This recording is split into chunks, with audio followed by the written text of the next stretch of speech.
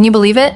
In ancient Iran, the man hailed as humanity's first liberator, the King of Kings who built the first empire spanning Asia, Africa, and Europe, met an end so brutal. Beheaded by a woman who plunged his severed head into a bag of blood while cursing him with one of history's coldest condemnations. This isn't a legend. It happened over 2,500 years ago in the Middle East. Our protagonist is Cyrus the Great, founder of the Persian Empire.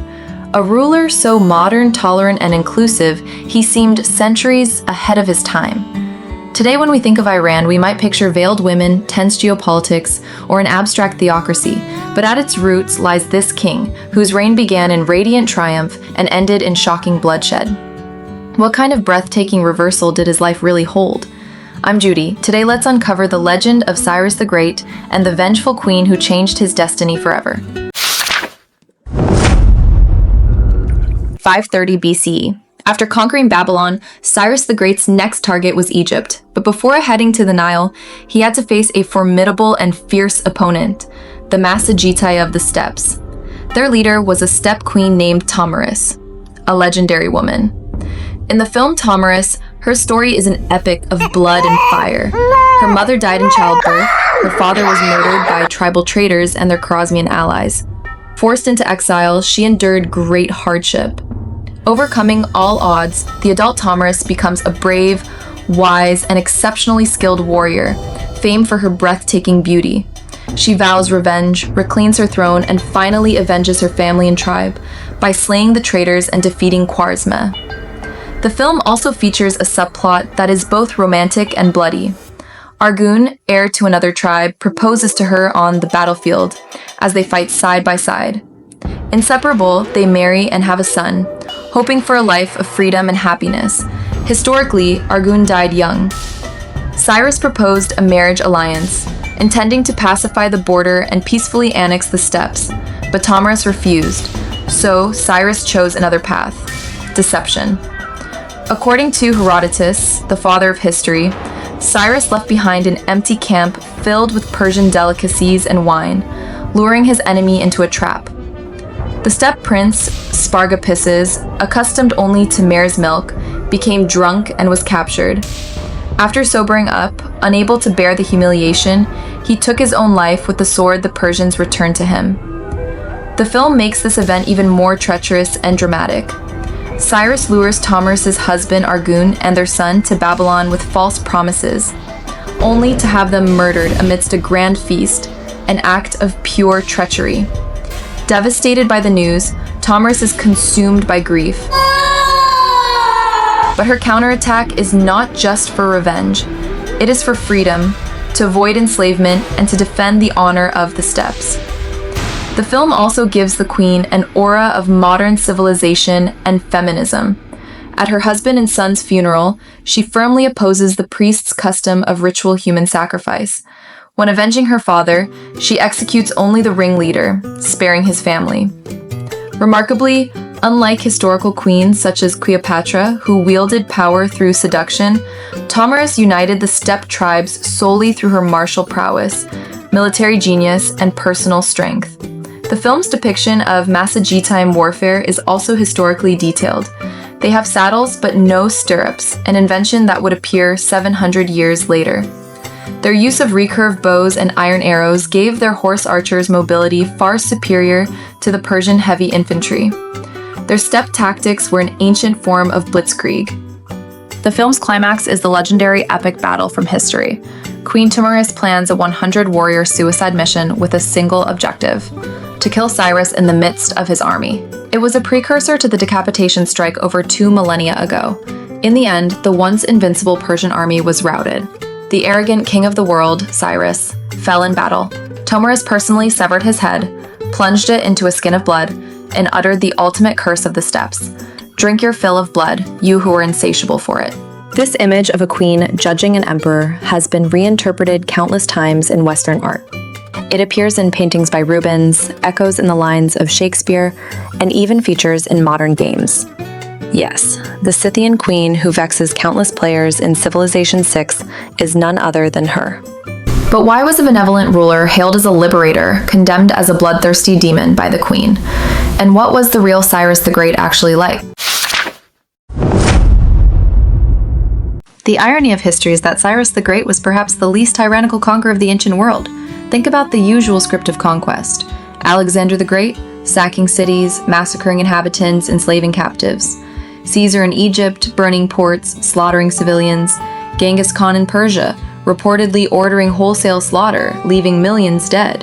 Mountains of corpses seem to be the standard path to becoming an immortal emperor. But the founder of the Persian Empire, Cyrus the Great, feels like a time traveler from another civilization. His story is legendary. His grandfather, the Median king, dreamed his grandson would usurp him and ordered the infant killed. But the official tasked with the job pitied the child and gave him to a shepherd to raise. Some versions are even more romantic, claiming he was suckled by a she-wolf. Indeed, this raised by non-humans motif is almost a trope for great founders, from Rome's Romulus to modern fantasy films. He rose from weakness to strength, overthrew his grandfather, and unified the Persian tribes. Like a whirlwind, he conquered Lydia and Neo-Babylon, seizing the richest lands of the time. Yet his greatest achievement wasn't military might, but how he wielded it. When he defeated the grandfather who once tried to kill him, he chose to forgive and let him live out his days in peace. When he approached Babylon, the strongest fortress of its age, he didn't storm it in bloodshed, but waited for the river to recede and took it almost without a fight. Once inside, he issued a proclamation that astonished the world, the Cyrus Cylinder. On this clay cylinder, he promised to abolish slavery, return displaced peoples to their homelands, rebuild their temples, and grant freedom of worship. It is widely considered the first declaration of human rights in history, over 1,700 years before the Magna Carta. Cyrus's generosity and tolerance turned many enemies into loyal allies. He freed the Jews in Babylon, letting them return to Jerusalem to rebuild their temple. In the Old Testament, they called him the Messiah, God's chosen shepherd sent to save them. Such a ruler seems to have nothing to do with bloodthirsty. So where did it all go wrong? The answer lies with his adversary, Queen Tomyris, and the entirely different world she represented. To understand this conflict, you have to enter the world of the Masagetai, a harsh, resource-poor Central Asian steppe where life revolved around the horse. In the film Tomyris, there's a line where the queen's father sees his men trading and angrily shouts, "Why bargain for what you can simply take?" That bandit-like logic was in truth the raw survival code of 2,500 years ago, an age where these so-called free people lived by their own fierce rules. Historically, Khwarezm was one of Central Asia's most powerful states, a vassal of the Persian Empire using military strength to pressure the steppe tribes. But the nomadic cavalry, swift and elusive, turned the tables and kept Khwarezm under constant threat. This was a classic clash of civilizations. On one side stood Cyrus, representing trade, order, and multi-ethnic unification. On the other, Tomyris, embodying a nomadic culture of raiding, migration, and uncompromising freedom. Tomyris herself was a tragic hero. For her, Cyrus's vision of unity meant invasion and enslavement. When her only son died in his trap, the conflict became a fight to the death. Historical accounts say that when their armies clashed, they shot their arrows until none were left, then drew their swords and fought in a bloody frenzy. In the end, Tomyris won against the odds. Tens of thousands of Persian dead were left strewn across the steppe. But her own fate was far from happy. Years later, Cyrus's son Cambyses, even more ruthless and decisive, launched a brutal campaign on the steppe. He killed Tomyris and her tribe vanished into the mists of history.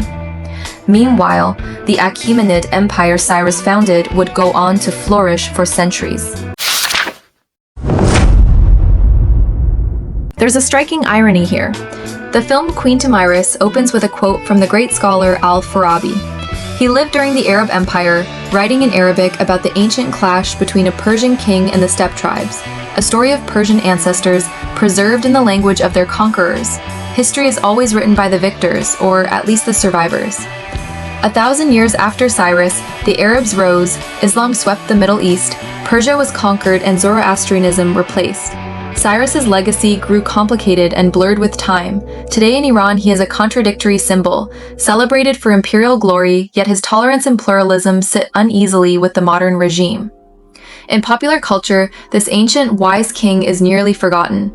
Ironically, Tomyris' image has endured in the West as a symbol of female power since the Renaissance. She appears in poetry as one of the 9 female worthies. Her name was given to asteroid 590 Tomyris. A heavy metal band, A Sound of Thunder, even wrote a song about her legend. In the film, the Persian divine beast, the Lamassu, symbol of kingship and cosmic order, is slain by Tomyris in her dream. It's the director's metaphor. Cyrus's dream of unification shattered forever by Stepp's freedom. As the film offers its blessing, may your days be bright, may your nights be peaceful. But imperial conquest has never meant true peace. Where empires expand, there is bloodshed, no matter how noble the intentions. Different civilizations meeting can mean fusion, but more often it means conflict and destruction. For rulers, decisive violence often builds empires better than tolerance ever could. 2,500 years ago, a Persian king brought hope and light to the Jews, yet today, Iran and Israel are locked in seemingly unsolvable enmity. Maybe Cyrus was simply born in the wrong era. If he could see modern Iran, perhaps he'd dream of giving it a different ending. If you enjoy these kinds of historical stories, don't forget to like and subscribe. Tell me in the comments, do you side more with the King of the World or the Queen of Vengeance? I'm Judy. Join me next time as we keep chasing history's trending topics and uncover its hidden sides.